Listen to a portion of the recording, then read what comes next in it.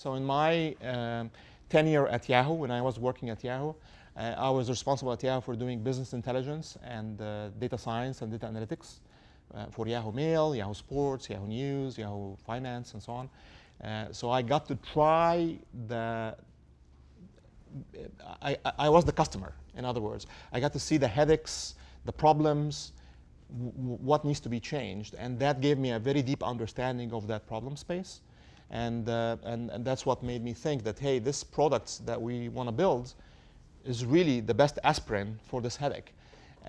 We had to make the assumption, and this is where entrepreneurship and risk comes in, that headache, that problem, is going to be a common problem across the world. And in fact, at the beginning of Cloudera, many of the other investors that did not give us money, so there was investors that said no, were skeptical. Is that headache something that only you, Amr, experienced, and maybe your co-founder Jeff experienced at Facebook?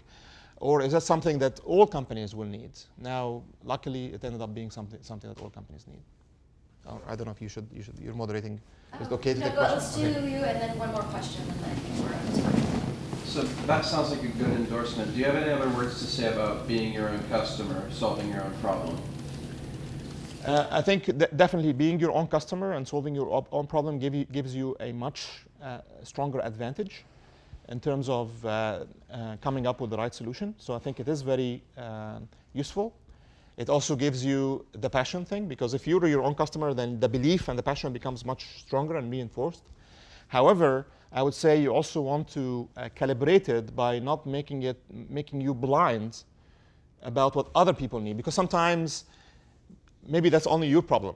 Maybe you're the only customer for that thing that you're thinking of, and nobody else in the world cares about it, or maybe 10 other people care about it. So you want to balance that by still going beyond yourself. So in companies, there is a number of stages that you pass by, right? So in the beginning phase, you're trying to find what's the problem I'm solving. As I said, you're solving a problem. So in the beginning phase, you're trying to find, what's the problem I should be solving? The second phase is, did I build the right product to solve that problem? Which is actually one of the riskiest phases. We already achieved that. So we found the problem, and we found the right product to solve that problem. And then the next stage is market fit. Is that a solution and a product that the market wants to buy right here, right now? And the US is one of the best places for enterprise software companies, because it's such a big captive market, all speaking the same language. We did that. And then the next phase, which is the phase we're in right now, is the scale phase. Now, how do I scale that?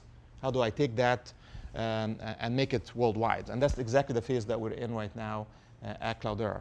So over the last year, we started expanding in a number of new geographies. For enterprise software companies, Europe is what comes next. So 2 years ago, we started building out a team in Europe. And then after that tends to count Asia, tends to come after that, especially Southeast Asia.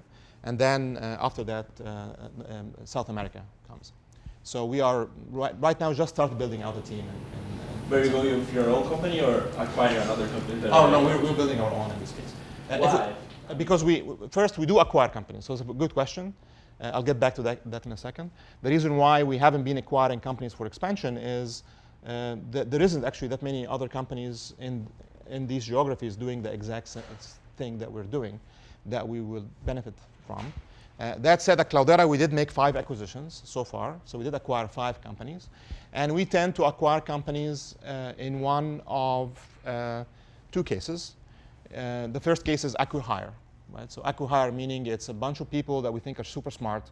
They have a product that is kind of okay, but it's not really what we want. We're not buying them for the product.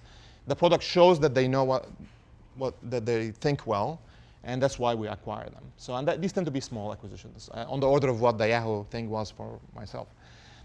And then the other reason why we acquire is we're acquiring to fill a big gap in our product roadmap, right? So for example, we had a big gap in our security. Our platform didn't have all the security features that some of our security-conscious customers wanted. So last year, we acquired a company called Gazang, which filled the gap for us.